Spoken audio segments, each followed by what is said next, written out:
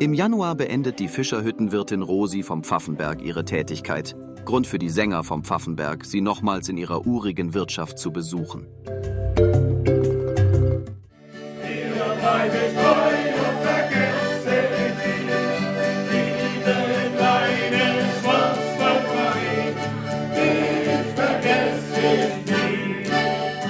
Liebe, lachen, freu dich auf der Welt.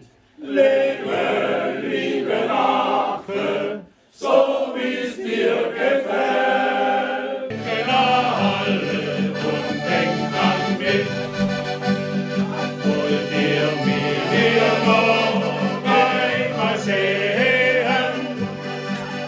Steigt die auf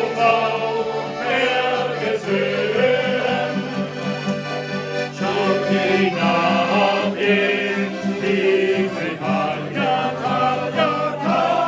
heute sehen wir uns zum letzten Mal. Hab so schneidig präsentiert, hab so manches, Schöne Male, ja hab so manches, schöne Male, ihr habt so manches schöne Male.